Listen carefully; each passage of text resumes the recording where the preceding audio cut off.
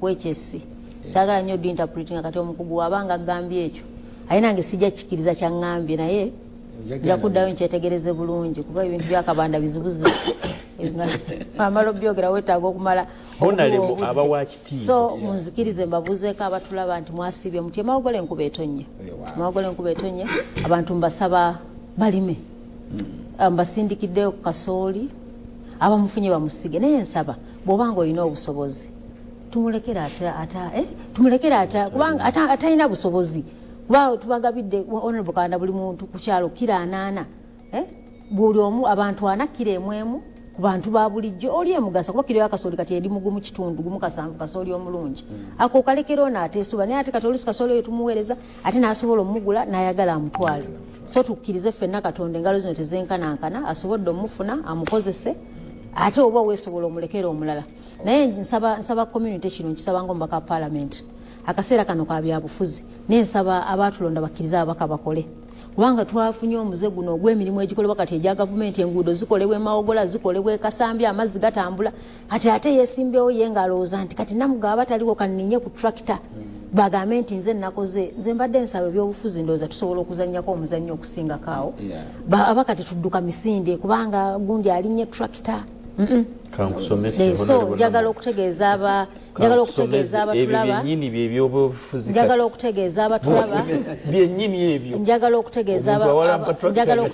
abatulaba nti enkola eyo kuba kati omanyi nkyogera ngaali ku bukiiko buno bwe tukulembera nti ojja kuyita meeting abaka tebajja kubaamu kubanga bali mu constituency yes baagala okudda naye ate nebajja kufiirwa kinene nnyo bwe tuweereza nti ababaka mu kuteesa ensonga ezigenda mu maaso mujja kusubwa kinene nnyo so kati nsaba abaka tudde eno tukole ebyo nabyo tusobola obikola mu ngeri emu oba endala tuleme kukolera ku bunkenke sayinza okukola bannamuga omanyize bibula byonna ntera okubeera kalabalaba b'emikolo kati na bulijjo mbeera kalabalaba b'emikolo naye kati omukolo guzitoowanga nga gulinga mitiyana constituency ziringa 5 ezeetoolodde awo ababaka balinga 5 abeesimbyewo tebaagala boogerako bwogezi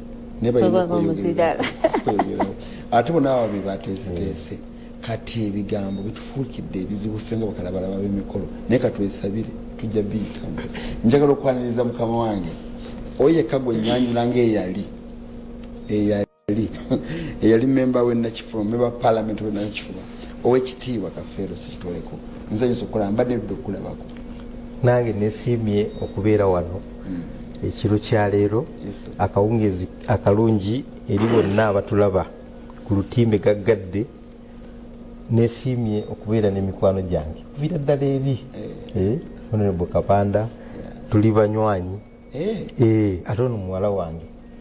kituufu ono muwala wange mu palamenti eyo baga nti yava mu palamenti akakiiko akamu ne kafa mu palamenti ak'ebyenguudo ono ye bwe twazirunda kakati tiimu gy'oleese yawamu era njagala okuyozaayoza bonna abafunye ebirungi lwakuba ndi mukungubaga nfiiriddwa mukwano gwange Andrew Kaweesa yakedde no bulungi n'avuga emmoloka ye n'agenda ku mulimu naye bwe yavuddemu ku mulimu n'anyumyako awo ne bakozi banne n'addayo mu mmoloka akyuse engatto ateekemu ez'emirimu yayambaddeko emu n'agwawo n'afa omanyi waliwo kyotalabye kufe ffenna obwedda bwanyumya emboozi y'okufa nze neekanze nono naawe neweekanga kansi olukola nalukola wadde amulaba bwati omanyi obusiraamu bukusomesa ku kufa essaawa yona olirwogira bwoti oteekayo era ekyo kyenkakasiza olwaleero naye nsaba Katonda agumye famire ey'omugenzi Andrew Kaweesa bannannakifuma mbaagala nnyo omanyi banneebuuza ennakifuma eyo engeri njaleero egyo gimalawo ndimukuzaawo gaali ya muka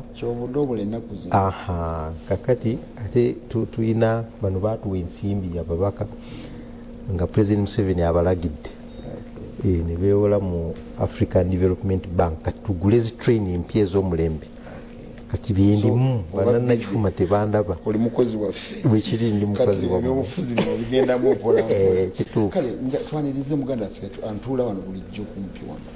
ambeera ku kiddo abeera neranye wano nkwaniriza muganda wange Nalukoola Luyimbazi Nalukoola munnamateeka wa Democratic Party ate omumyuka we yalina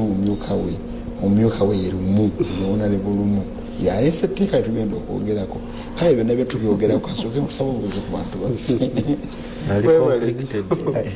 webale nnyo Bwana Sseruga. Bwana Sseruga, nsaba munzikirize mbeebaze mmwe aba Vision Group ne Bukedde TV mu ngeri ey'enjawulo. Bwe mpita eyo abantu batwogerako bagamba akabinkano mwebale okukola, nange ne mbagamba mwe musinga okukola lw'amatama mangi ffe twogera. Era nze neeyisiza ddala kozi nakunyumiza ku lugero lwa Kamese n'enjovu ebyasala olutindo. Olumu akamese kaba katudde waggulu ku njovu ne basala olutindo.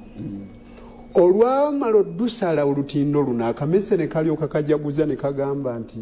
nga kabuuza enjovu nti owulidde otya bwe tududumiza olutindo. akamese akewese ku waggulu ku njovu. Enjovu olwamala okusala olutindo ne kabuuza enjovu nti owulidde otya engeri gye tuyuguumizaamu olutindo.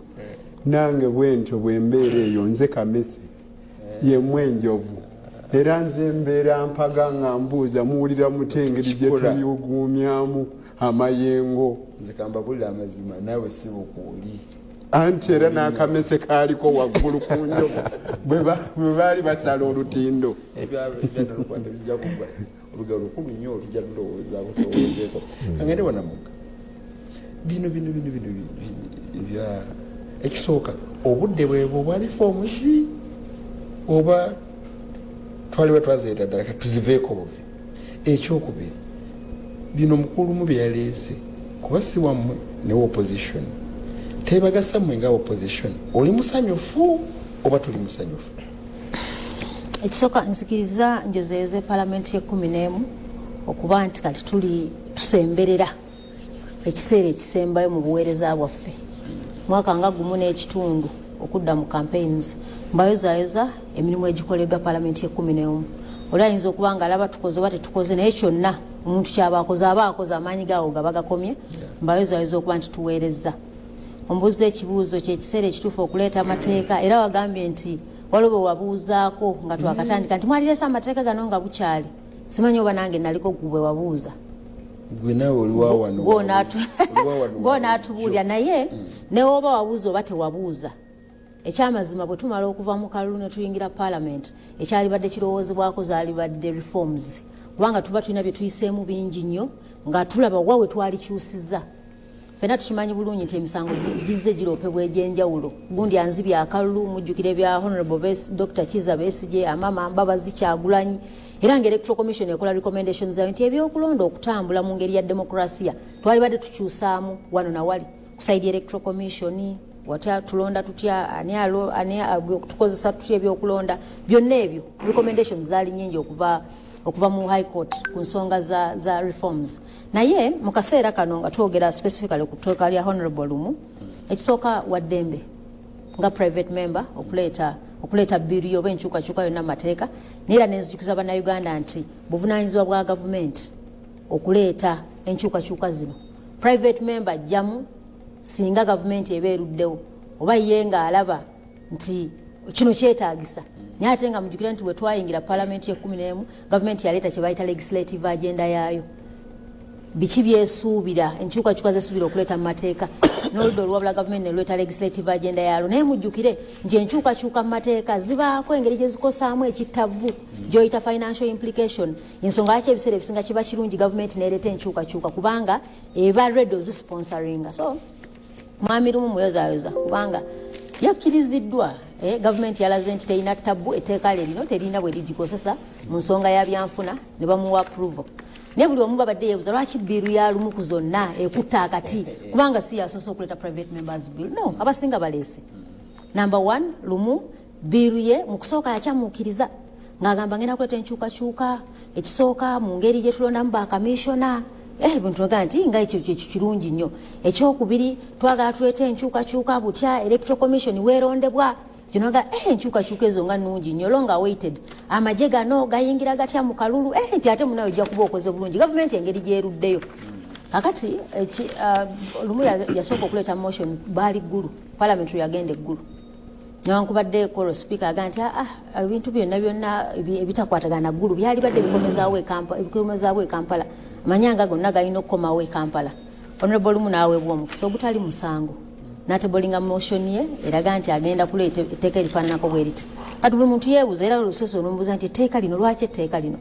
ekisooka honorable lumu ali mu opposition ali mu democratic party ekibiina kyavaamu ayinza okuba nga takkanya na kibiina kye naye kati ku kyekibiina mwava era yabadde tannaba kuleeta biiru eno yagezezaako okwebuuzaako ku bibiina byonna mu kibiina mwava nekimuga nti lino etteeka lirabika lituwunyira ziizi teripromotinga demokrasiya terinyweza bibiina bya bufuzi kubanga tuli mu multi-party democracy oba mu nfuga ey'ebibiina ebyenjawulo etteeka lino lijja kunafuya oludda oluwabula gavumenti olayinza oga naye namuga lwaki mwesiba ku ludda oluwabula toli akolerera kubeera mu opposition era noono wakimanyi Honorable Kabanda nti ffe tukola nnyo okulaba nga naffe tutwala obuyinza teri ssebo eno gye tuli si ewanyuma twagala naffe tugende mu gavumenti tutwale obuyinza eno gye tuli tewatunyumira tukeera tukola kiro na misana okulaba nga tutwala obuyinza waliwo omubaka gwemanyi Museveni bwavaako naye agwo etteeka lino ekintu ffena kyetusinga okwenyumiriza mu good governance ebyobufuzi ebyekimemete so ffenna tuba bamativu nti singa oludda oluwabula luba luggumivu opposition enywedde kuba naffe ne wetunaabeera mu gavumenti nga bano Honorable Kabanda bali mu opposition twagala NRM ebeere mu opposition ng'esobola otukritikinga obulungi ng'erina obuyinza kati etteeka lino lwaki nze nga namugga lwaki siriwagira ojja kudda waffe kati etteeka lino ekisooka lirina ebintu bina biri byonna byogambye byakyamuukiriza byonna tebiriimu etteeka lino lirimu ebintu bina number 1 tulonda tutya leader opposition omukulembeze akuli oludda olwabula gavumenti number 2 tulonda tutya opposition whip ekyokusatu tulonda tutya shadow cabinet ekyokuna tulonda tutya bachairpersons b'obukiiko accountability committees eno biro eyo yesamare byebiri muno tamuli mu kintu kyaya kyonna ziri endala ze mwala byaleeta yabadde aleeta mu proposals nga amendinga bino kati mbadde njala tutunuulira ebbiiru eno kuba ekirungi naziri proposals zeyaleese bwe yazitadde mu kakiiko namugaa nedda proposals ezo zirina financial implication nga byabadde ayagala nti baleeteyo ekifo kya kamisona omulala babongereko kamisona ebyo byonna ebyo kati saagala tubyogereko nyo naye ensonga lwaki ffe tetukkiririza mu biiru eno nti biiru eno ekisooka bw'otunuulira ebitukosa mu kulonda electoral reforms lead of opposition si ekizibu ky'eggwanga bw'otunuulira saawa eno ebiruma eggwanga butya balonda lead of opposition sisuubira nti munnaffe otuli ku ludda olumu ye yali badde ateeka amaanyi n'essira ku kulonda kwa lead of opposition waliwo abagamba nti tekirina financial implication kirina buli obaleeta biiru ng'eno ng'olese kirimbu ekittavu budget ya lopu ebaddewo process eno yoka this is money nalukola this is money obukiiko okutuula consultations sente n'obudde we would have spent more time ku protective ebintu ebirala ebiri productive kakati saawa eno mbuuza nti lead of opposition lwaki lumu onyumirwa nnyo nti lead of opposition munaagamba nti ekibiina ekisinze ababaka abangi kati nga nupu kati leeta amannya 3 bw'oleeta amannya 3 ffenna opposition tulondeko kakati njagala okutegeeza bannayuganda bwe twagenda mu kalulu ka 2021 abantu baalonda ffenna buli kibiina kyagenda kitwala manifesto saagala kudda mu biri NRM yabba akalweyo twavaayo kale bannayuganda ne basiima nti NRM yesinze manifesto ye NRM is number 1 era kyovola nti bano bakabanda bagamba Honorable nti mu implementing a manifesto yaffe ate nga kyekituufu bwe tuba tuyisazi budget tu implementing a manifesto ye NRM kati bannayuganda ne bagamba nti singa tebadde NRM ffe manifesto esinze otukwata omubabiro manifesto ya NUP tewali kibiina kye bayita opposition nedda tekiriyo so muludda oluwabula njagala ntegeeze bannayuganda nti bw'oleka NRM namba 2 is NUP era mwami lumu ne DP njagala bamanye nti ba implementinga manifesto ya NUP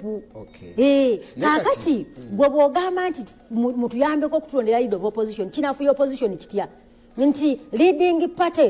party yaffe batekyalina buyinza ku loopu kubanga si ye mulonda kuba lopo abatacha reportinga wo kuba sigwa omulonda newankubadde onayagala okole proposal sigwa oba omulonda so oba onafuya multi-party democracy. Kitiibwa njala kubuuza ofiirwa ki singa ekibiina kyo ekya president Kyagulanyi kyeta amannya 3 netulondako ffenna aba DP n'abaki mwenga baani ng'aba opposition bannayuganda balonda gwe opposition kati njagala nkutegeeza owa DP gwe lumu weesimbawo emityana abantu ne bakulonda balonda gwe kati abantu balina ekibiina ekyafuna miliyoni 3 n'emitwalo nga 6 kyekyo ekibiina kye bakkiririzaamu kaakati gwe tosobola kutegerera bannayuganda population ya miliyoni 3 plus yagamba nti womuba temutunde NRM etukulembera bano baba batuyambako okuwabula eno manifesto esinga okuba ey'obuvunanyizibwa so tetusobola kudda kulowooza nti mwe omujja mu parliament leader of opposition nkugambye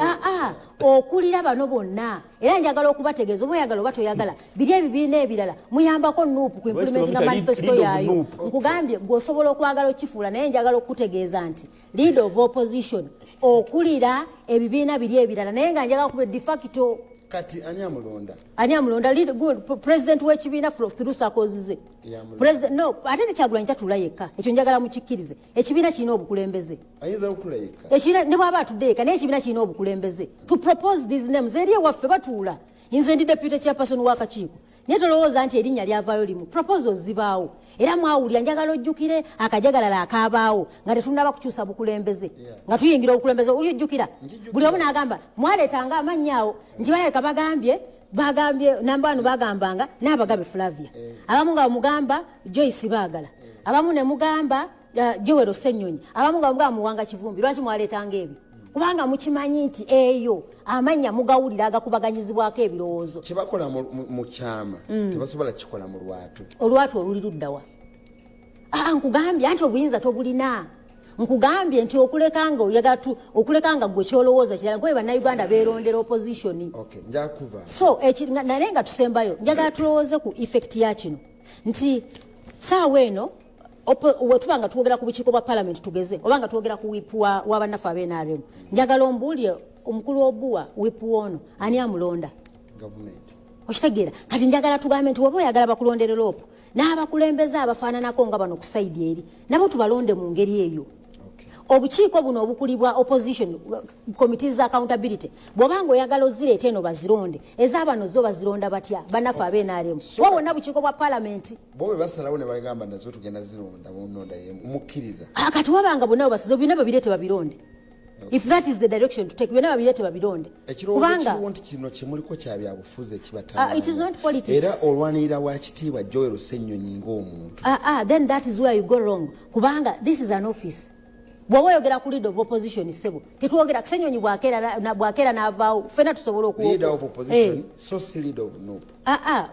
ekyo that is what you want to classify it to nenze nkugambye nti tulonda akulira oludda oluwabula gavumenti njagala okiteeke mu bwongo obwo nti pate esinga abantu abangi ebweru bannayuganda balonda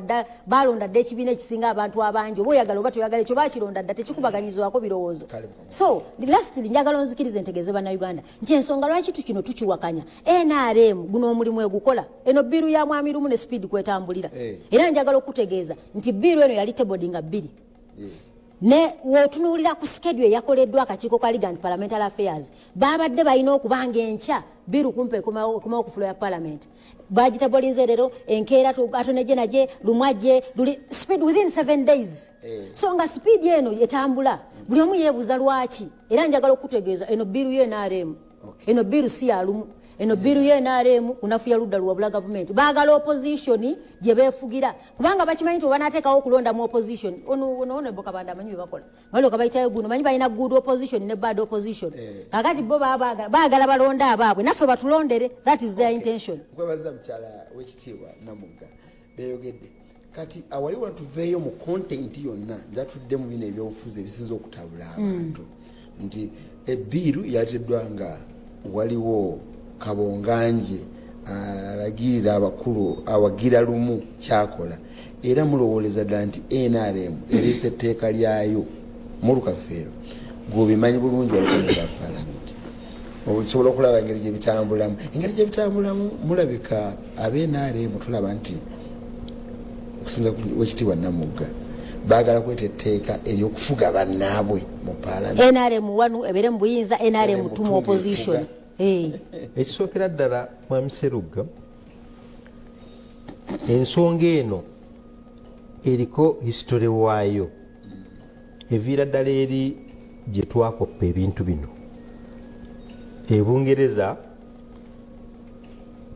mu House of Commons gye byava nti bwe bagenda mu kulonda abantu babiri bavuganya, naye abavuganya abo bombi bawunzika basibidde mu paalamenti. Bwe baba balonda prime minister, kubanga ye king tebamukubako kalulu, prime minister ye yeesimbawo. Akati bo ebibiina ebyabwe byamaanyi nnyo nti oyinza n'okulowooza biri bibiri byokka, obulala buba butono nnyo tebuwulikika. Akati bw'owulira oludda olw'aba conservative n'obw'aba Labour, awangudde agenda mu paalamenti nga prime minister atuulayo, naye ne gwe bawangudde n'akulira oludda olusinza okufuna obululu obungi mu bagudde ye opposition, era naye alina ekifo mu paalamenti. Akati ffe wano president bw'amala okuwangula agenda mu state house, so si mu paalamenti. Akati ono amuddiridde okufuna obululu obungi nga ku mulundi guno Bobi Wine bwe yakola, agenda wa awo wokka ekizibu we kitandikira. Jjukira alina ettundutundu ly'abantu obukadde 3 okugeza ku Bobi Wine, naye kakati talina platform eri awo etegerekeka. Eri eya party president temuwa nnyo mwaganya kwogera. Olaba amawulire agasinga gakolebwa paalamenti, buli kyebwogedde nokyo leader ali mu paalamenti. Akati leader ali mu paalamenti ya eddoboozi lye erisinga okugenda. Akati mu mbeera eno nti leader of opposition singa aba alondeddwa ono eyasinza okufuna obululu obungi mu beesimbyewo, naye nga tagenze mu paalamenti, aba alina okunoonya omuntu anaasobola okutuusa obulungi obubaka bwe. Ekyo kigezaako okuwakyuwa okuwakyuwa kiri nti kale sigenze mu paalamenti, naye gundi ono anambeererayo, yajja okunjogera ensonga okunjogera ono wanaaba ajogedde tajja giwunjulawunjula. Ekyo kyekyali ekigendererwa kya kino kyonna. Kakati ekitaalengerwa nti ebyebufuzi mu byobufuzi enamusa bweneetuuka ku nnyooge, wajja kubaawo okwagala okunafuya omuntu oyo, eddoboozi lyoli lireme kutuuka nnyo wala. Kakati nze ng'owenaremu ekyo kitukolera, kubanga buli kintu kyonna ekyongera okunywereza NRM mu buyinza nze nkyaniriza, era ne bano kye baalikoze singa bwe babadde mu buyinza. Naye bw'oba oyagaliza eggwanga lino, ng'oyagala eggwanga, omanyi bwe lwobeera awo nga tewali akugamba nti Sserugga olina akajonjo mu maaso, oyinza okutambula nakko olunaku ne luziba, bwewuuba bw'oserengeta abakola omusajja oyo nti talina okutuula okumpi naye, abeera n'obujonjo, naye balina bwe bagambako. Ali wofuna olina akugamba olina akajonjo giradde ebbali weerongooseeko, oyo gwosinga okwetaaga. Kati tubyawulemu ffe tujja kikola luzungu lwaffe wano, netubeera the leader of opposition n'opposition leader. Opposition leader n'abeera nga kalulu kawedde n'addayo emagere bwe kiri. Kati leader of opposition ye najja mu paalamenti. Kati kyogamba mu nkola ya Uganda, yes. Opposition leader oli atudde emagere yalibadde omuntu leader of opposition ali mu paalamenti nga eddoboozi lye aliyisaamu bulambalamba ng'ebiruubirwa bwe byalibadde, nga tamuyinaamu kubuusabuusa nti bwe naamutuma kino kiyinza okutuuka nga bwe naamutuma ejjiika ajja kuleeta fooko. Ekyo bwe kyalibadde. kakati naffe kyali tuyambye kubanga oli wafunira obululu obwo obungi bwe butyo osanga wabaawo akalungi bannayuganda ke bamulabyemu ati ffe bw'okaleeta n'ogattako ffe tuba tulongooka fe abali mu buyinza. Mumuwuliddeko ng'ayogera olwaleero agambye nti byokulonda bino byagamba abasatu bajjamu n'abaki abyogerako singa mu kulonda kuno okusooka leader of opposition wetugambye yalibadde ayina constituency bwamala okufuuka owokubiri n'alyoka ajja mu parliament n'abeera leader straight away n'afugirawo. Kiri oba tokiwadde kyuwa kiri kyenkugambye oba tokivumudde akati ebyo ebirala bisobola okukola ate ku buno obukiiko obwogeddwa kuba naffe mwenaaremu tukikola ennaku zino obukiiko mumala genda mu seeki netuula negamba kafeero sikitoleku asobola ebyenguudo nti Nalukoola alabika amusingako nedda tuwe kabanda kitegeera ne bawunzikira ku muntu omu. Kakati ekyo kisobola okukola kubanga beetegereza ebintu ebirala bingi obukugu neki naye kya leader of opposition kiba message yono kuyitamu kutuuka wali watasobola kutuuka. Ekyo kyekigendererwa kya byonna. Akati bwogezaako n'ogamba tumulonde mu parliament erimu ffe ab'NRM abasinga obungi results oba ozimanyi zogenda okufuna ate abalina ne ssente nakyo kyogere ekya ssente ekyo simanyi bulungi. Koso nkitwale mu straight ayo mukulu Kafeero nti gwe bwabadde kukabinkana ogambye nti tewali wagidde mukulu lumu kugenda mu maaso na kiteeso kye kyagamba olw'obulungi bw'eggwanga bwe tuba tukirabira ku levu ey'obulungi bw'eggwanga tekyali badde kirungi kubanga naffe twetaaga n'atugamba nti akajonjo kaako tumwetaaga omuntu ayimirira n'akugamba nti akajonjo kaako ku lw'eggwanga lino mukulu nnyo lwakuba nti olumu bano bakisusa bweba mwaganya ate nakisusa ogenda nobaleeta ogujonjo kabadde katinitini naye ne bakisusa ekyo kyekivaako entabu. Naye singa nabo bwe baba babyogera mu spirit ey'okukulaakulanya eggwanga, spirit ey'okulaba nga tuzimba Uganda emu so si kumenya n'akatono ke tuzimbye, singa awo omanya nti bakireese. Naye awo wabulamu awo tunaabakomako tutya kakati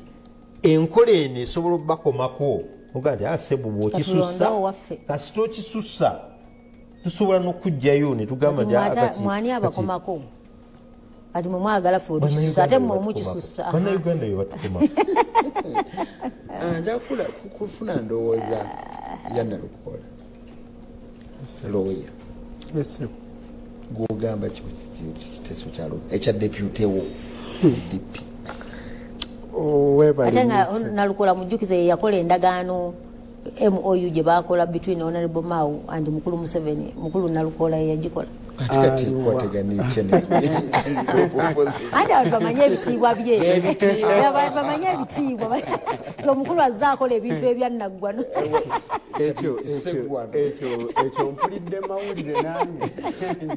endagaano eyo ekisibyetabanga omanyi edda etwaliko abavubuka fenna bwe yawayagala omuwala bweba walinga omwagala naye ngaomuteebereza okuba nga ayagala Nalukoola kati ngaomugamba ekizibu kyoyagala nnyo Nalukoola nga nti tuli seefu adaala owegana ekintu kino kyesammule era okusooka kwa byonna mulowooza nti buli mbeera eba eriwo eba yeetagisa etteeka. Bwe twali tusoma ku Law Development Center omukyala ayitibwa Nakachwa Dolo kati mulamuzi wa High Court ye yatusomesa nga kye bayita legislative drafting okubaga amateeka naye yatunyumiza ensasage yagwa mu tteeserezo lya Bungereza emmese bwe yasala nga bamemba ba palamenti bateesa n'esala mu palamenti ensasagge n'egwa bannabyabufuzi tebatera kubulwa bigambo ku buli ekiba kiriwo era ebiteeso ne bireetebwa babage etteeka engeri y'okweŋŋangamu emmese zirekeraawo okwetantala okulumbagana palamenti ya Bungereza. Kyamazima emmese nnyingi nnyo mu palamenti ya Bungereza nakutuusa kati naye oluvannyuma lw'ebiteeso ebingi nga bireeteddwa omubaka omu n'asituka n'agamba nti naye sirowooza nti etteeka lye twetaaga tusobola okuleeta engeri eri nakyo esobola okweŋŋanga emmesezi nabwe kityo tugule kapa. Olowooza nti bw'oba toli musanyufu n'omukulembeze aba yalondebwa okubeera nga ye leader wa opposition mu palamenti kikwetaagisa okola etteeka weŋŋanga ekyo oba olina kunoonya bwa sseruganda ngeri kije mu buyunga. Njagala kukiwonya nti kireke kuddamu kubeerawo. Kyova olaba we wava ebibuuzo ne batuuka n'okuba nga babuusabuusa etteeka lyoleese kuba oli ajja kugamba nti waliwo private members bills ziri 19 honorable Aliyoni n'aleeta honorable Oguzu n'aleeta ate yeri yaleetera nga lyakukola Administration of Parliament Act ng'ate kyayagala okwongera kunyweza ajjeyo bulungi nnyo obwerufu nangeri kyaba stakeholders ab'enjawulo gye basobola okwetaba mu nzirukanya ya palamenti naye tebaalifaako. Okuva October ow'omwaka ogwaggwa wabaddewo amateeka agaaleetebwa amabago tegaafiibwako. Lwaki lino ekyo kyekimu ku bibuuzo. Etteeka teririna kuba na maaso nti olw'okubanga olabye kyali Sserugga nga mulungi nnyo mu ekyo kyakola nabwe kityo tukole etteeka nga limunywerezaawo nti tavangawo. Wagenda kujjawo omulala ayingirewo naye anyumirwa etteeka lyerimu ate nga ye mubi oba onfuna. Kale nabwe kityo etteeka teriba na maaso teririna gwe libanga liraba. Ntiddemu ndaba nga abali ku luuyi oluvuganya gavumenti baagadde okulongoosa oluuyi olwo luwoome gy'oli tebali luvaako. Omanyi fe abasiraamu ayogedde Honorable Kabanda fe abasiraamu tukubirizibwa okukolerera gye tulaga gy'oli tufaanye enkya ate tukolerere nnyo ensi eno gy'oli tugenda kuwangaala emyaka 6. Oyagala nnyo okutereeza opposition yewoome yeeyo gy'oyagala okuwangaalira oba ogenda oveeyo ogende mu bakulembera ayagala ggwanga. Ekirala muleme kugonza nnyo ebintu ebirungi byakulafubanira. Twali ne kansolo akafuuzi bwe twali nga tuwolereza Honorable Abedi Bwanika mu biseera ebyo yali ayagala kuleeta referendum bwe mwali muli mu palamenti mmwe nga muli togikwatako mwagala okugyawo ekkomo ku myaka. Omukulu Abedi Bwanika n'agamba ayagala tukole referendum yebeesalawo oba ekkomo livaawo oba terivaawo. Kati bwagenda okunoonya emikono ne gigaana ne tugenda tufune bagiyita USSD code nti tufune electronic signatures. Katugenda mu UCC omusajja atuula aseka agamba Nalukoola mwagala kusuula gavumenti nga mutuddeka mu ntebe nga munyiga bwe muti bu message nti ono naye akkiriza referendum nono akkiriza referendum. Kati Honorable Lumu asesa okufuna ekifo ekyokubeera leader wa opposition kumpyo katono ofuuke president ontegedde okutegeera. Kakati yagamba nti naffe twandifunako kakamansukira nga tutudde butuuze n'ekibiina kyaffe wadde kyafunye abantu batono ne bwe batawera 20 wadde kyafunye omu naye ffe abagenda okwetaba mu kulonda ani anaakola ki? Kati emirundi egisinga Demokrasiya weebale nnyo naye era ne demokrasiya atambula n'abasinze obungi. eddembe ly'obuntu Wuliriza, majority have the way, minority have the say. Mu demokrasiya waliwo ekkomo bwe muba abatono mukyogerako bwogezi ne tugenda mu kulonda abangi be bakisalawo bwe tuba tukwagazisa naawe okole ennyo ofuuke nga gwe leader wa opposition olina okugenda okole ennyo ofune ebibala ebyo naye sigamba nti nange nafunye ogu kakati kantuule wano mu paalamenti bajja kuba bali awo nga batuleetera amannya nange nja kwetaba omwo oba onafuyiza nnyo okukwata obuyinza bwa bbeeyi wattu tosobola kutuula butuuzi awo nofuna obuyinza mu kutuula nti weetabe mu kulonda baani abanaatuula ku bukiiko nga wafuna bameka wattu bwana lumu oteekwa okuddayo mu kibiina kyo ne mukola strategy ne mufuna ba candidates ne mufune ssente ne mukuba ebipande ne muleeta baki bangi tosobola kutuula butuuzi awo ekirala kambuuze Honorable Kabanda gwe ntera okutawaanya munno abazenga bannamunigina nabo balina ebbeetu okutuula ku luyi lwe baba baagadde bwe baba bali mu paalamenti oluyi oba olwa gavumenti oba oluvuganya amateeka awo gakirambika bulungi Dean of the Independence abeera speaker naye asalawo naawe omuntu gwabeera ayagadde naga nti yegwe ogenda okubeera Dean waba Independence era speaker yasalawo waabo ye baakulira wayagala batuule ne mu committees yaba designatinga so si muntu mulala ne bwasalawo ku makya naga nti batuule eno ku ludda lw'NRM obuyinza buba kuye kuba yabaakulira house eyo nako kamala kafuna nsumyo mu kyali bitero naye nawulira abasayininga memorandum abasayininga ebiwandiiko n'ebibiina ebimu mu parliament opposition n'NRM okusayininga enkolagana n'ebibiina ebirala kibeera outside parliament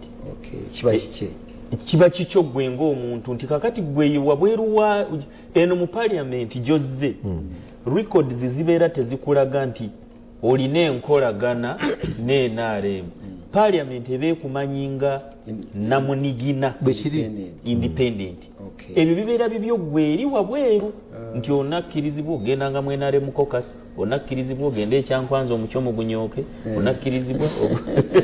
betyamongi onakkirizibwa okubeera naye nekirala ekya minisita omuntu ali ku ludda oluwabula nga yagira ddala kati nga wamongi owa UPC ate nga minisita mu gavumenti kakati ebyo byanjawulo ate ne mu parliament nti kati gwoba ozze mu gavumenti kyova olaba wabeerawo okukola endagaano yennyini ng'eya mawu endagaano yennyini kuba gwoba tozze buzzi mu parliament oba oyingiridde ddala mu gavumenti n'olwekyo ekibiina kyo oli aba alina ekibiina wabula sitali independent enjawulo eriwo nti oli gwoyogerako yalina ekibiina so tali independent kati ekibiina kye kirina okwetaba mu ndagaano ne gavumenti ebeera eriko okukurosinga nti tukoze kye bayita coalition omanyi lwaki eyo njagadde okutuukayo kwe kubalaga gwa gye tulaga mu paalamenti ya Uganda ate endagaano zijja wagenda kutuukawo olaba tuli mu nkola ya political parties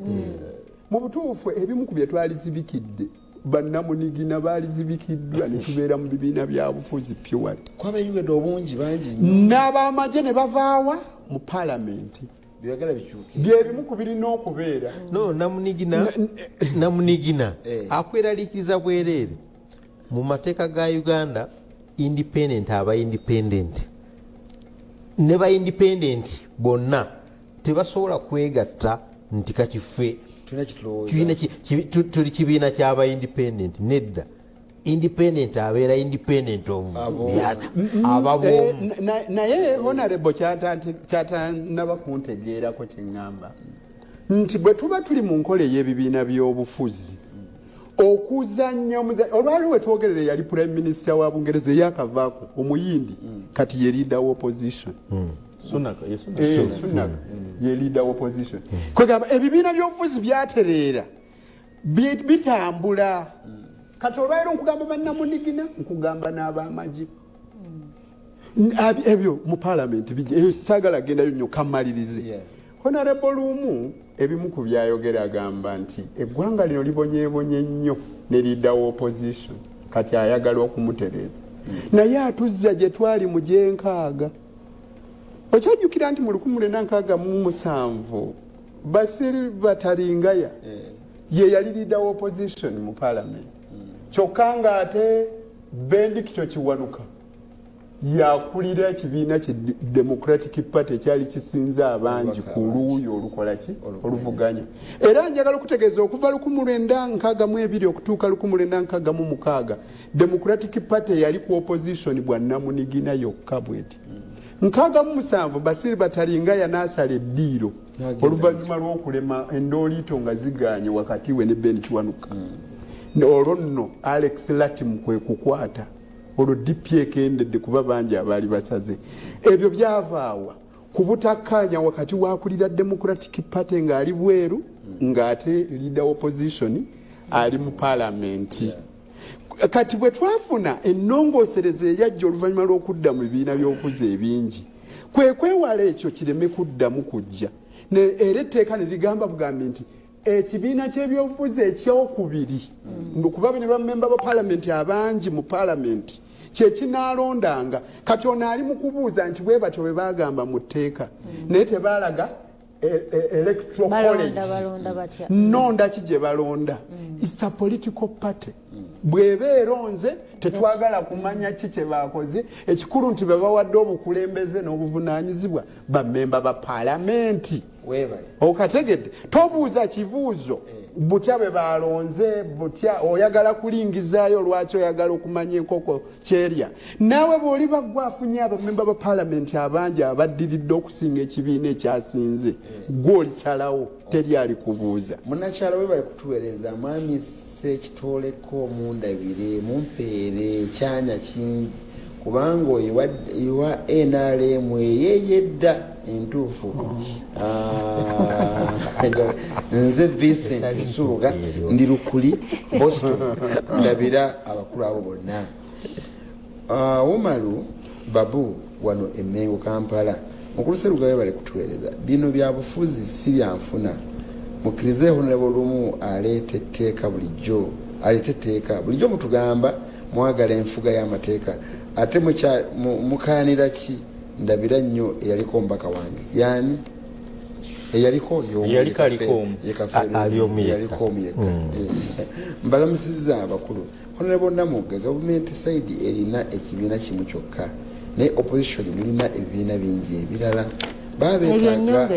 baba beetaaga okuwulirizibwa ab'ebibiina ebirala ebiri ku opposition wabira bingi opposition nsuubira yeerondera obukulembeze bwayo internal democracy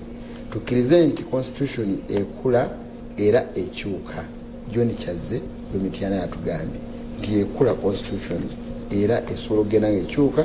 paka ekulira mu interest y'abantu esenfuka katula ewakiso onalabositoleko oli oyogedde mazima okusinga wekasambi atannabakuteesa onowe Kampala atanjagala hajiruwalira wewe onalabona mugagambye nti kugamba yesazeewo dda abeena be bali mabega wakino nti kuba baagala babalondere kyagamba nti naye akakasa nti n'okulonda okujja banaaba mu kyakubiri hajiruwali akubuza thank you for the show Mr. Suga, what is wrong with the members of the opposition electing their own leaders? Kikyamu kyekirwa ku member of opposition okulonda omukulembeze baabwe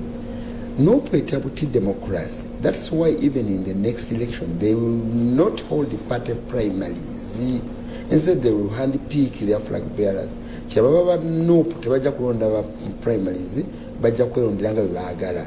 Nivelunadi wa iyala yaweereza message eyo. I'm called William from Kono. Honorable Namuga Mugambe Lumu was on NBS. He said abanompo baleke biruye kubanga next term bebagenda mu government so which means it's NRM to oppose him kubanga bebagenda okutwala ekyokubiri. Tetukola tteeka lya NUP, tukola tteeka lya ggwanga. Kansomeyo n'abalala babiri basatu mpe mukulu Kabanda. Asimu George William Wekabula Suge Glomba. Engeri abali ku ludda oluvuganya gavumenti nabo gye bavuganya mu bye bateesa ekyo kigenda kuyitamu kubanga nabo bakoowa okubalowooleza. Nalukoola osaana kuba vice president mu Uganda empya kubanga oli mugezi nnyo. Love you so much. Kato Frederick Mulindwa omutongole. Omugezi nnyo yandibadde president.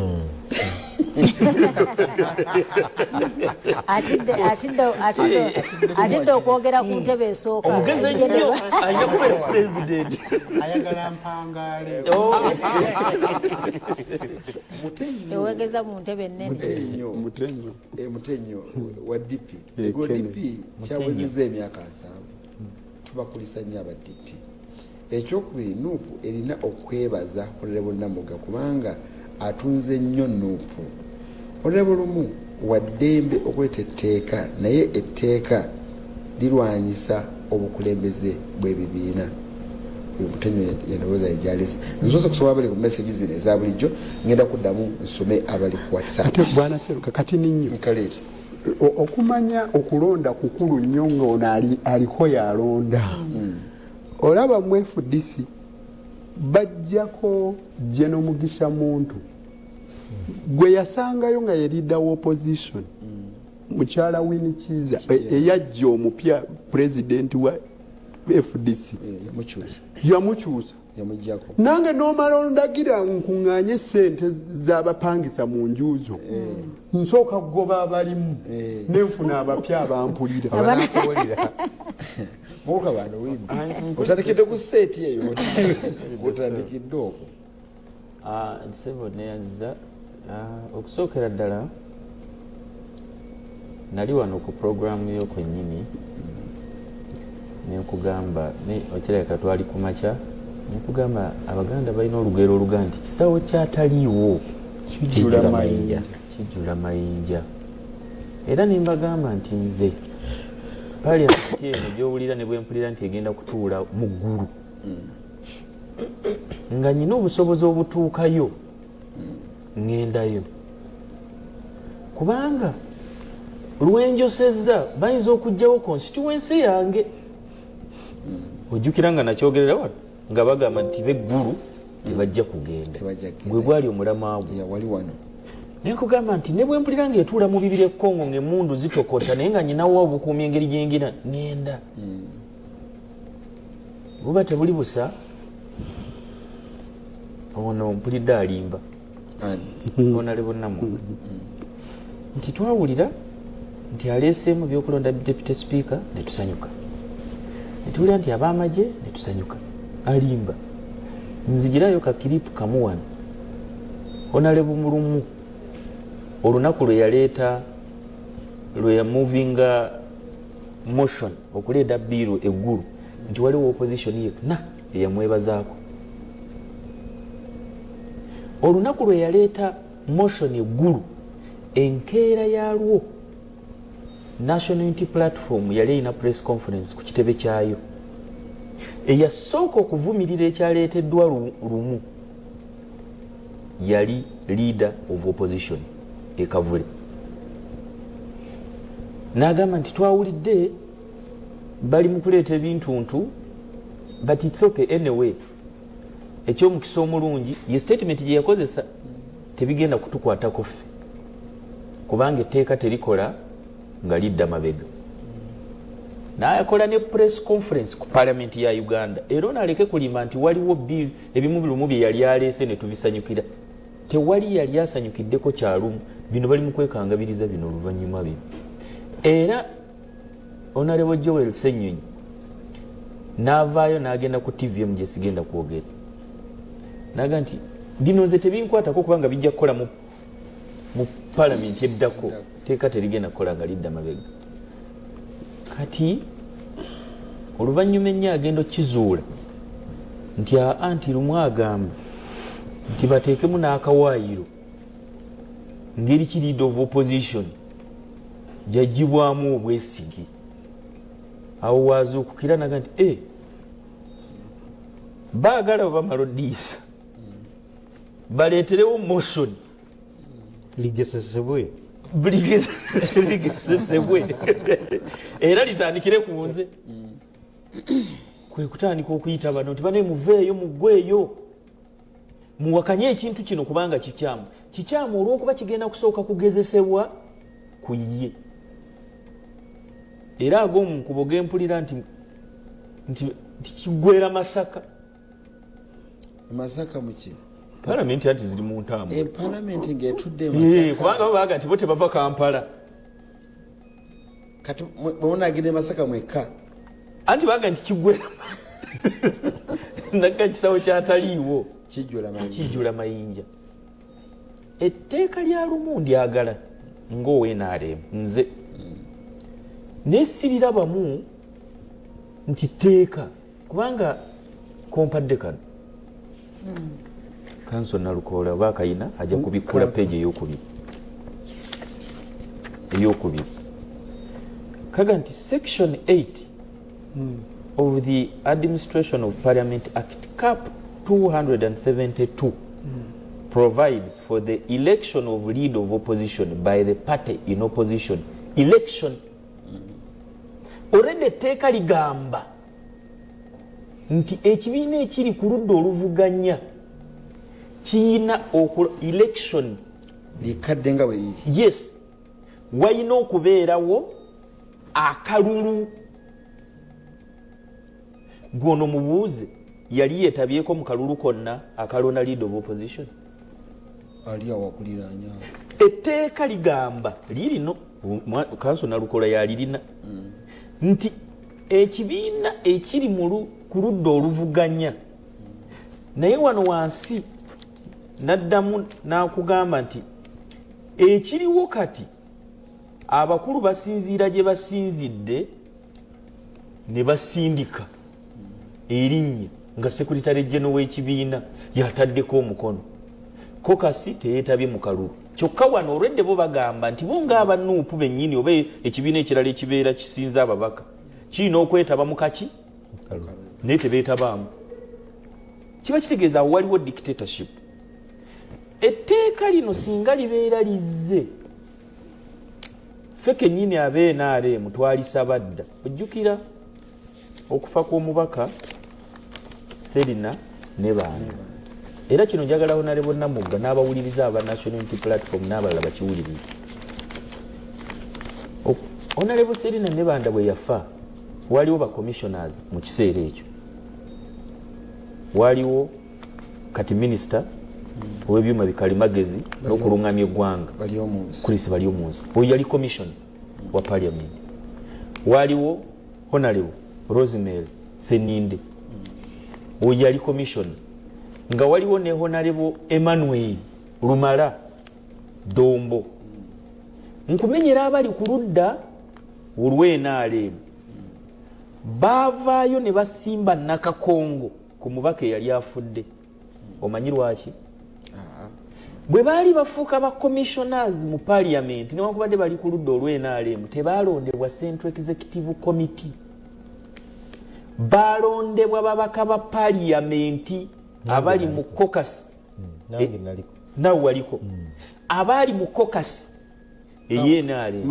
waliko nga tukuba akalulu nga balonda abo baali ba commissioner abaffe. Okay. President n'agugumuka n'agamba nti bano bempulira bakubwa enduulu gundi ani Lumumba then yali chief whip mbuulira bijja bitya nti ba commissioners balina amaanyi mu parliament eyo era ababaka be babawa obululu kyova olaba bayimirirawo ku lw'ababaka wadde b'NRM naye ababaka be babawa akaki etteeka ne likyusibwa nti ba commissioners banaaweerezebwangayo Central Executive Committee mu parliament. Kati bw'ogenda mu parliament awo teri commissioner awuliriza mubaka wa parliament ow'NRM. Allegiance yonna bagiwaayo eri gye bajja obuyinza. nze singa ekintu kino kibadde kijja mu NRM nga ffe be bawadde omukisa ogw'okulonda prime minister mbadde nja kukyagiriza n'emikono gyonna gye nnina olw'ensonga nti omuntu bwe mba ngenda okwerondera abeera answerable to me. Naye kati Joel Ssennyonyi bw'abanga alondeddwa okusinziira e Kavule bano bonna kyobola batabeebuuzaako Ssemujju ŋŋanda yadde agamba nti naye gwe n'oteebuuza ne ku banno anti si mwe mwamulonda. Naye singa be bamulonda ng'ono ye leader of opposition ng'alondebwa banne abanuupu kiba kitegeeza obuyinza e Kavule buvuddeyo. Ab'e Kavule oba tokyabawa kitiibwa oba ogenda kutandika kuwa babaka ba paalamenti kitiibwa kubanga be bakukola ki era ffe tusabiridde ebbanga lyonna nti bakomishona ba paalamenti bano abalondebwa mu seeke bajje balondebwe eno mu NRM kubanga tusobole okubanga tubayinako obuvunaanyizibwa. Naye mu kiseera kino tebatulabawo bakomishonazi komishona ne bw'omuyita tajja kyokka komishona ku ludda lw'e NRM naye amanyi obuyinza bwe tebuva ku ggwe buva mu kyova olaba ne leader of opposition tayinza kuwa ono kitiibwa asalawo nga bw'asanze oba nga bwe bamulagidde okuva ku kitebe kubanga obuyinza bwe tebuva mu ono ate nga wano etteeka ligamba wajja kubeerawo akalulu wabula etteeka liri silent kwani alina okulonda kyobulaba etteeka ligamba nti wanaabeerawo election of the leader of the opposition by the party in opposition to the government having the greatest numerical strength in parliament. Etteeka teriraga ani yeetaba mu kalulu kyova olaba bano bagamba nti naffe twetaba mu kalulu nti ani yakalonda nti Nubianiri Miki Wine kubanga be batula ku nneeke Edi Mutwe be beetaba mu kalulu kakati gwe toyinza kugamba nti ate akalulu lwaki si kokasi yaffe eya nuupu ye yeetabye mu kalulu. Etteeka terikugambangako nti kokasi yamwe eya nuupu ye neetabanga mu kalulu abaneetaba mu kalulu kayinza n'okubanga kabbabi ne bbaawe naawe obikakkanyiza nnyo anti obikakkanyiza nnyo be beeneetabanga mu kalulu era ono takulimba n'akugamba nti kati kozane abadde agamba mpuna ababawa amagezi bakisussa nkisusiza kyova olaba nze simanyi kutya kwabwe gye kuva bagambye bagenda kubeera nga beetaba mu kalulu ak'okulonda era njagala kutereeza mu Honorable Sekitole okulonda mu leader of opposition fe ab'NRM tetugenda kwetabamu bo bennyini be bagenda okwetabamu ate va ku bino ebyaffe by'NRM nti weetaba mu kamyufu tiketi bano abamu bagulangule abalala babaweera za bwereere. Gwe lwaki omuntu gw'ogenda okuwa tiketi tosooka n'omwekenneenya nti tagenda ggulwa? Siffe tetugenda kwetaba mu kalulu kaabwe.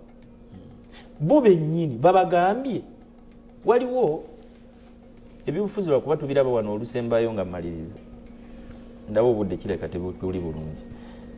Waliwo omusajja Kenya bamuyita Muhammad Duwale. Muhammad Duwale kati minisita wa butonde bw'ensi naye yadde minisita wa defense. Ayina ekitabo kye yawandiika bakiyita for the record Musomaali. Naye parliamenti ye Kenya we yafuukira leader of majority yalinamu ababaka 209 ng'ababaka abasingamu obungi Bakikuyu n'Abakalenjin nga ye Musomaali ali mu parliament okuva mu North Kenya yekka yesimbawo mu kalulu okubeera leader of majority abantu bonna ne baleka Omukalenjin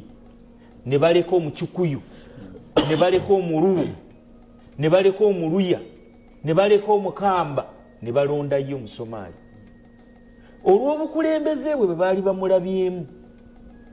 Lwaki kanso Nalukoola ayagala okulowoozesa abantu nti okubeera n'ennamba ennyingi mu paaliyamenti kwe kuleeta abategeera?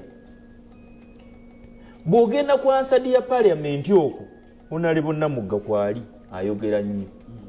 naye olowooza nuupu yes nuupu esingamu ababaka abangi tewaliiwo n'abataasimulangako okwasibula obwasibuzi just okolola waakiri yombamu nti oba oyimirire bwoti bwona oyimirira bwoti sipiika akulonde okwate omuzindaalo ogambe not me naye ogendekogwegenda kwansadiwa naye be basinga obuki obungi naye bwogenda okubala emirundi omubaka gwe bayita Asumaani Basaalirwa aliyo omu owa Jeema gyayogedde gyagenze kwansadi giyinza okugatta bano abangi abali mu 57 n'osangayo omubaka ono yayogera ow'ekitiibwa yani Jonathan Odulu owa UPC abatono ng'emirundi gyateeseza giyinza okugatta ffe ab'NRM ebina ffe tuli bangi nnyo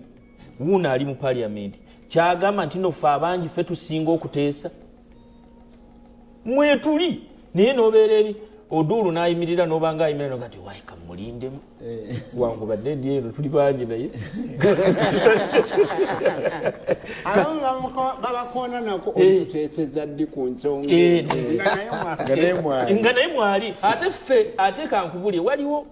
sijja kwogera mubaka oli naye kanjogera ono eyaŋŋamba kino bamuyita Honorable Rosemary Namayanja Nsereko yaŋŋamba waliwo omubaka ng'ava wammwe ye Mubende sijja kwogera linnya lye kuba akyaliwo tafanga aŋŋamba yabeeranga n'ebirowoozo ebirungi era nga nze buli lwenyingira bwe nti mutuula bbali kati omuntu aba ateesa naga nti katolaba oyo kyagamba kino nikyo nekyandikoleddwa nga ye Namayanja asituka nga bamulonda ngeno bakuba entebe ngagamba saggambi kakati ebirowoozo bye abiyisizamu yabireese n'olwekyo nze kyensaba obukulembeze tebutegeeza bangi obukulembeze ayinza n'okubeera omuntu omu naye nga yagenda okutuusa ku ekyo kizibu kimu aba opposition bwe mutuula ne mugaa nti newankubadde ffe nze njagala okubuulira nsobola okubeera omu mu paaliyamenti nenkugamba nti naye ono omubaka wankubadde wa opposition ali mwaka nigusa nsonga yeeyo endiba bw'aba agikyanga olaba nga asamba eno bwe newankubadde ono waffe w'NRM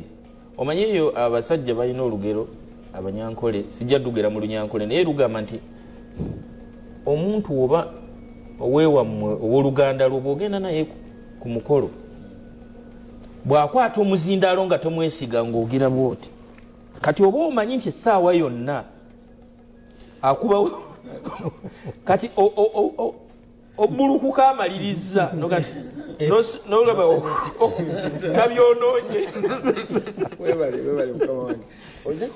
abantu bayinza okutuula bano ab'opposition ne balonda omuntu omu owa PPP alimu bwogu naye n'abawa leadership esinga eyaabwe ate abangi okubeera abangi ennyo si kyekitegeeza okugusa ensi tuli bangi ab'NRM naye tulinamu nga byonna teboogeranga anti olikyayogeddeko owekitiibwa Namuge kyalayogerako yadayogera ku kya ssente n'agamba nti omuntu tuyinza okuteekawo omuntu ng'alondebwa bulondebwa nti mwe ab'NRM olwokuba muli bangi n'amaanyi mulina muwaliti ne bubaleetera okulonda omuntu abalowoolezaamu mmwe ne mufuna NRM ey'okubiri nga mugifunye mu opposition nga ne mu buyinza mugirina sente zino ziveeko kisinziira ku muntu nze nga nakajja mu parliament nali mpagira olanye nze ndiwe NRM abaali basinga okuwagira Kadaga banuupu Sewungu Joseph Gonzaga y'omu ku baali ba campaigners abakadaaga ate ow'NRM. Kyokka nga ate opposition emaze okulangirira nti erinayo candidate gwe bayita Semuju Ibrahim Nganda, ng'erinayo ne deputy gwe bayita Kanso Yusufu Nsibambi. Kyokka nga ate abasinga okukuutira Kadaaga Kadingidi ate banuupu. Pulezidenti waabwe yennyini owa nuupu yasituka n'agenda ekamuli aba asaba akalulu ng'ate ayinawo n'owuwe owa nuupu n'agamba nti wankubadde mulonde naye maama Kadaaga ono temumwerabira yali ku tiketi ki olwo ng'akoze nga wa movement bakola already enjawulo teriiwo kubanga gw'olina okulaga enjawulo kw'oli naye naawe ovudde mu wuwo ow'ekibi kati ye baali bamuwadde ssente mmeka gyobadde ogenda ye bamuwa mmeka okunoonyeza Kadaaga akalulu ate owa movement wuuno Namugga gwa National Unity Platform waliwo kyenyinza omutomeza nga takyagala olw'okuba nyina kyemuwadde ye lwaki bwe tuba tweyongeza emisaala ebyo tebibaako bibiina nga mweyongeza nga tebazigaana nga bano abanuupu nti ffe tuli banuupu ezo zigende zimba amalwaliro tekabe nalembokayo baba bazitwala teryayogera awo nga tweyongeza mweyongeza gwe tokimanyi nti no bakwongera miliyoni 3 ekisinga okunsanyusa ono akimanyi bulungi sina buyinza bweyongeza musaala he knows no abulina obwo obuyinza sibulina abulina you know etteeka ligamba ababaka ba parliament kanso na Lukola ali wano ababaka ba parliament bebegerekera ensako yaabwe through ate through no that is why you have a parliamentary commission parliamentary commission yennyini nayo Namugga noga nti neyongeza omusaala ono yennyini ono kati parliamentary commission etuula negenda mu legal and parliamentary committee gye baapuruvingira budget ya parliament negireeta mu budget committee gye ntuula n'ono sikyatuulayo twagiyisanga ffenna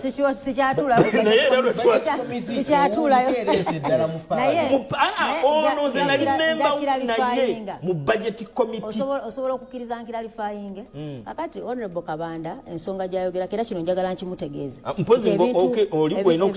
ebintu bino bibiri kankuwa clarification ekisooka ndooza kati kuluna agenda kukkiriza ku nsonga gye twayogera butya bwe tuteekerateekera eggwanga emabegako awo nga twogera ku Auditor General's report nali wano naawe ku report ya Auditor General ku Parliament nali wano ne mu Honorable Nsibambi ne mubuuza nti Auditor General's report bwevaayo kakiika kyakagitunulamu Nsibambi n'agamba kosase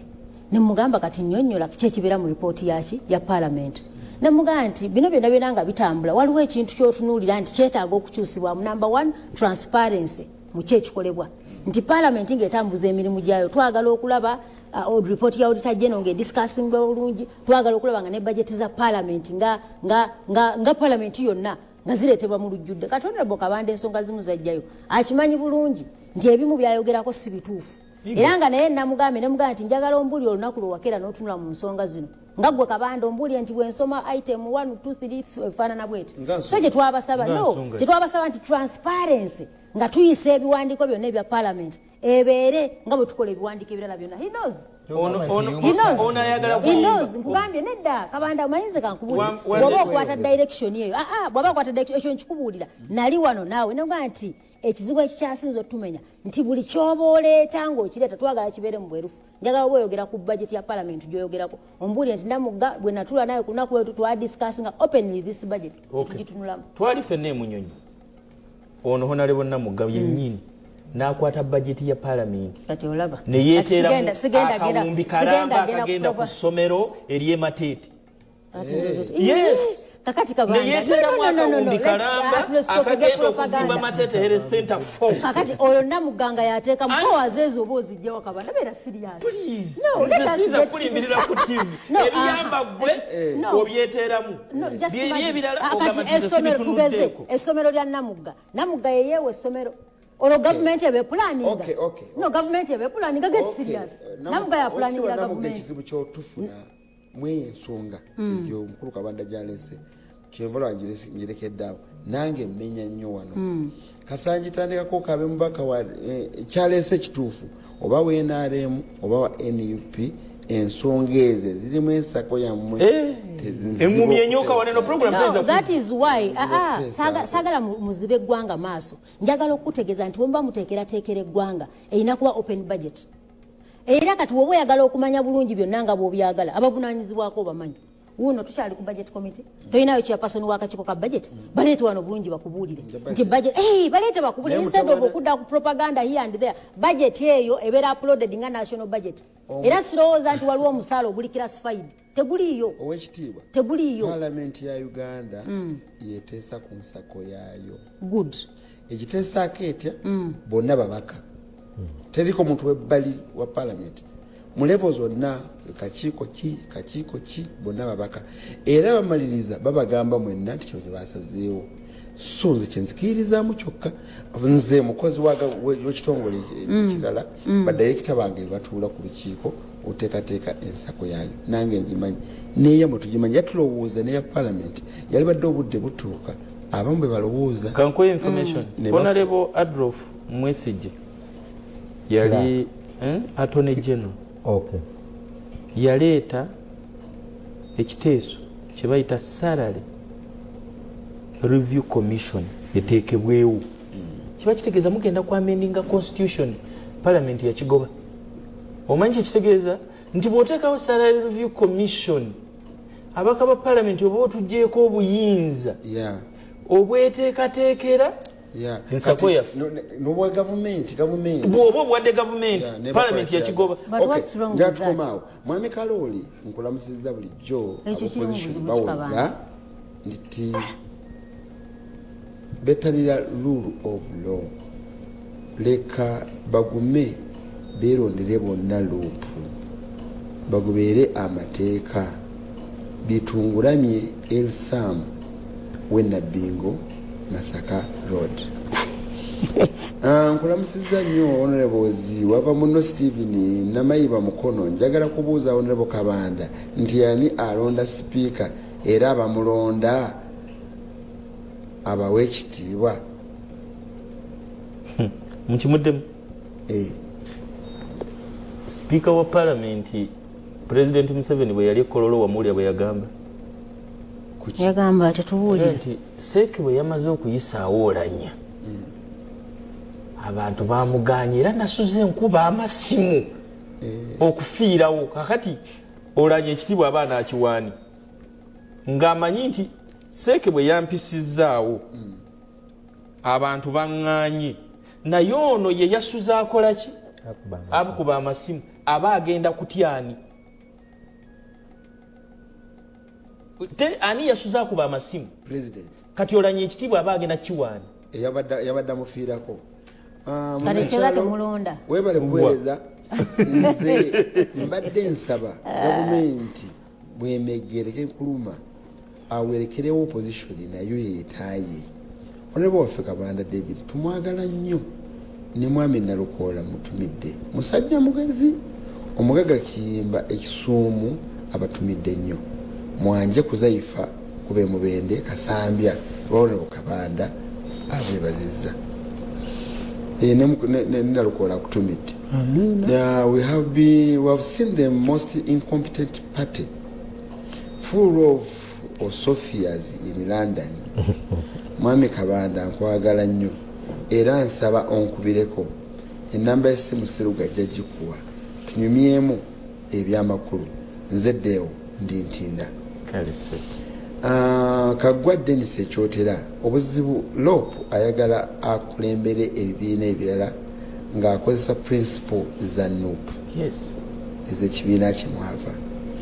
mukulu Nalukoola bakubuuza nti kibi kyekirimu ekyo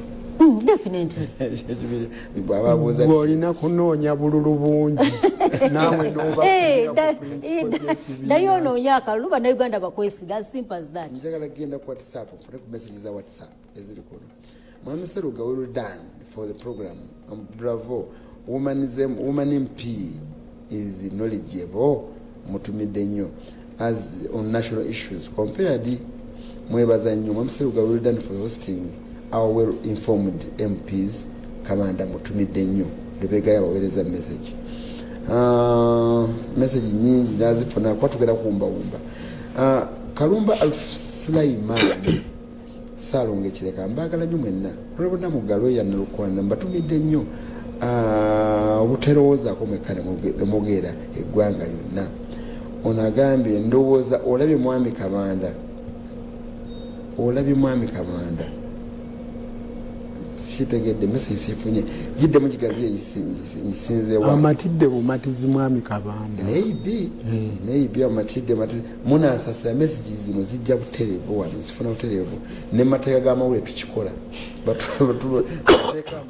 amakukutivu bamala giziyita mu message balyoka bazikuwa naye nkola empya modern ejja straight n'olwekyo bwewandiika mu luganda otegereka amangu olulambulukufu nensobola okunyonyera abantu banakalulu webale kutuweereza tubulize Kabanda ow'Emityana North yali ateesezaaki mu house nga tulaba yatusaba amagenda n'amadda yabassa Mityana North yani Mityana yani aliyo omubaka wange Segumire Awai, yewe nare mu gatuna yeke Mityana. Yeka omubwati atubira tunywezo mwirayo mwana so gambulirawo ne kawanti fe abaddugavu mwanya twajimiranga kumboko tulwawo kumanya tubanenya sali alinya nama bana message kanziveeko ndabika nzitomera butomezi sizimaliriza bulungi lumu. We are waiting for our Nupo, and I wish Nalukola would be our VP. He's a wise man. Thank you, Honorable Namuga, for making our party shiny. I'm Aidan Niwamanya. Umkulumu ndabangali two-sided bwagamba Niwamanya. Bentegedde mbya wandise ebisinga obungi. Munakyalo we bali kuweereza. Nze Joseph Kayemba Embuya. Ku Ismail Road ndaba ababaka bakayana nnyo lwaki beekengera ekiteeso ekyo kitegeeza nabo tebeeka kasaba naabwe ye bo lwaki tebawagira nkola ya politics gyetumanyi eya rule of law era yeeriwo Mukuna Lukola mutumidde yeno gyetutambulirako rule of law Namuga byowulidde byonna okyali kukibadde ogumiddeko kiri ekisooka ekisooka njagala kutegeeza Honorable Kabanda ako kajeyo kaba kakulu nnyo leader of opposition anaalondebwanga elected by the party in opposition. Honorable Kabanda njagala mutegeeza nti party erina structures, party erina obukiiko obugikulembera seekineeki bwonna gye buli, so election era kyenva mugaye nti nakuwadde example nti lwaki twali tetunnalonda mwena ne mutandika nti bagenda kuwa gundi mwabijjangawa kubanga enkiiko zituula okuleeta okufuna proposals ezo era sirowooza nti abamu bye baali basuubira bye bajjayo ne ku bukiiko buno obukulembera abamu bagambanga nti naye Namuga balayika bamuwadde akulire paaka nti ate bamutadde ku kosa nti ate bamuggyeyo. So njagala election amanye nti okulonda wabaawo different choices erinnya teribalimu gabamangi ne balondako naye nze njagala muzzaayo amanye nti bannayuganda baasalawo ekibiina ekirina obbakulembera. So kino kyagamba ne bana abalala balondeko bwabaagala okulondako baddeyo mu bantu babawe mandate as simple as that. Bino si byakweyagaliza si byakuteesa mu buteesa era bannayuganda nsaba obbategeeza ono ye demokrasiya gwe tuliko. Leader of opposition gwe MP teweerondera wuwo abantu beerondera ddala lopu waabwe ye Kyagulanyi kati Nuupu Kyagulanyi n'alonda representative we anaasobola okutuukiriza ebyo ebigendererwa bya party era namugambye ono teyakiwulidde nti mwabali ku opposition tutambuza manifesto ya Nuupu ge mazima kubanga ye leading party in the opposition tetusobola kikola nga oyo w'ekitiibwa Kyagulanyi nga abantu najja butereevu mu parliament naye amendment esobola okubaawo naye amendment esobola okubaawo but for now we've focused on munnaffe kyaleese yakugambye ayagala balete nga basatu mulondeko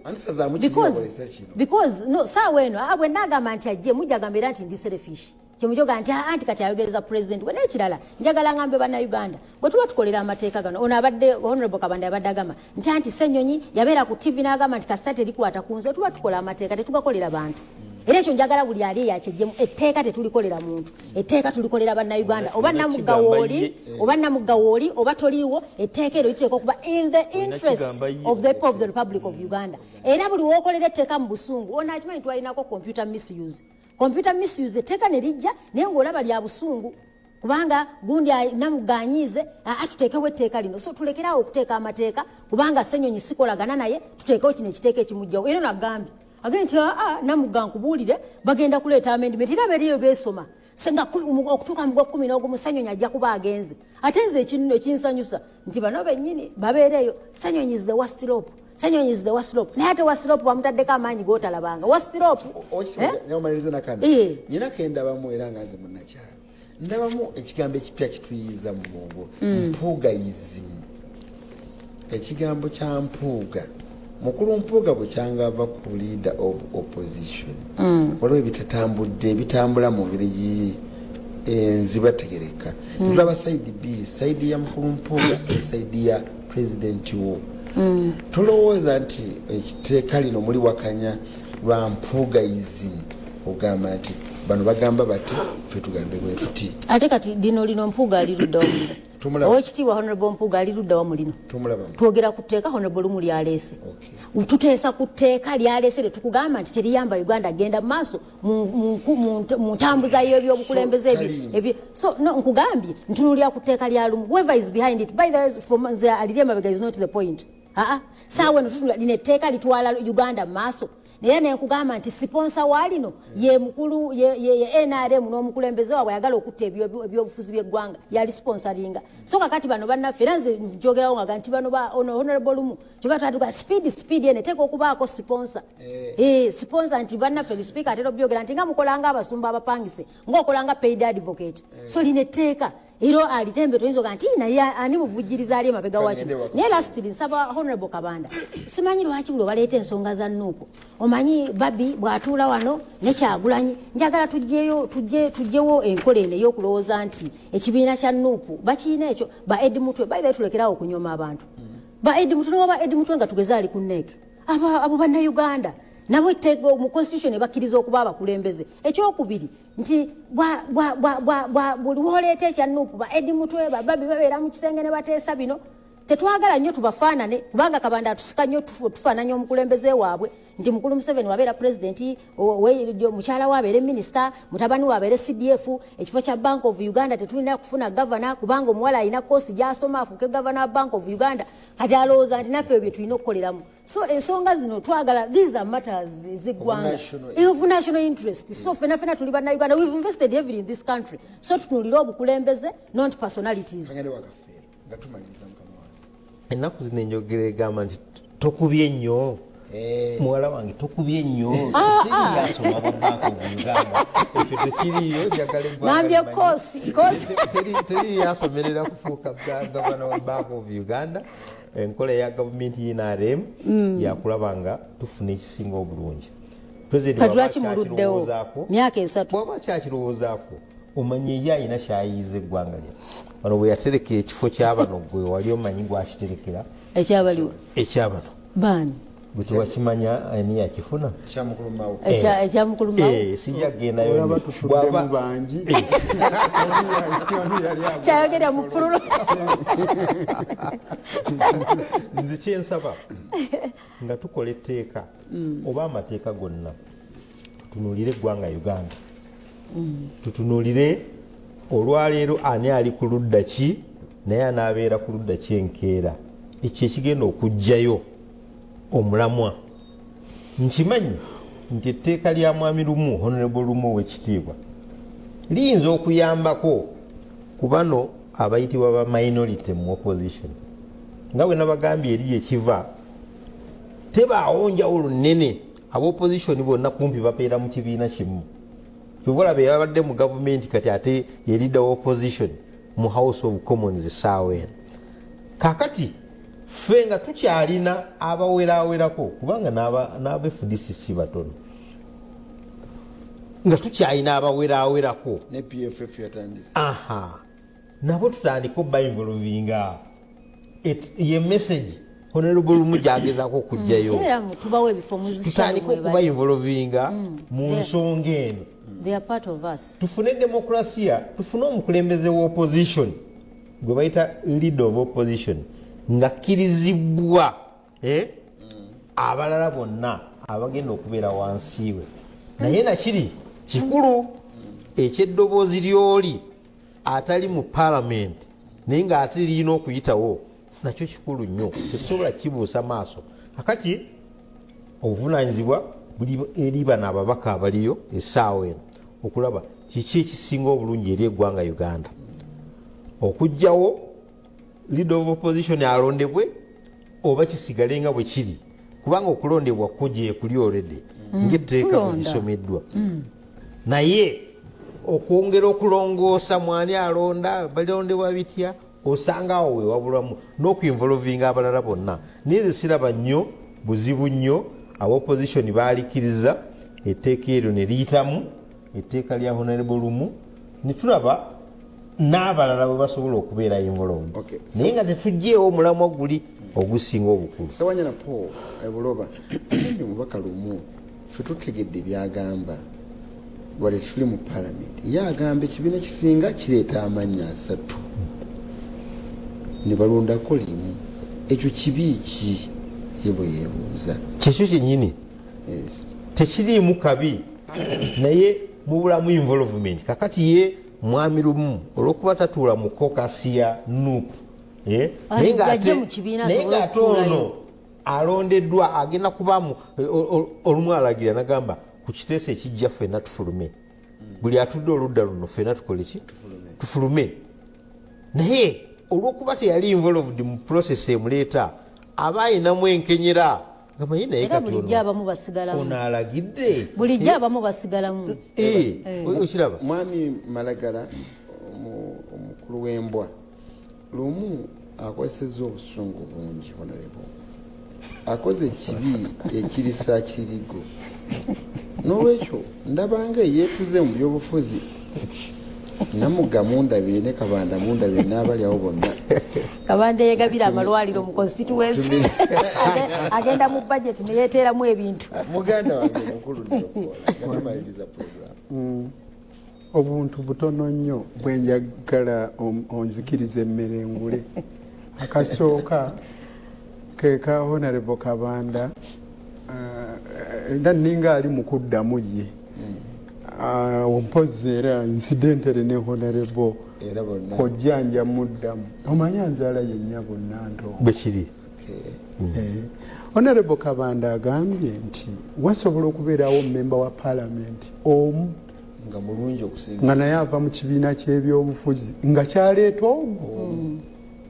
tabbu ki bw'aba nga ye leader wa opposition n'abakuwa bukulembeze obulungi honorable kabanda ekyo kisobokera ddala ekibiina ky'ebyobufuzi nga kyafunye bammemba ba palamenti 7 nga kyekisinga abangi nga kiri ku luuyi oluvuganya naye ne kironda omulala oba oli awo singa eyo yembeera ebezi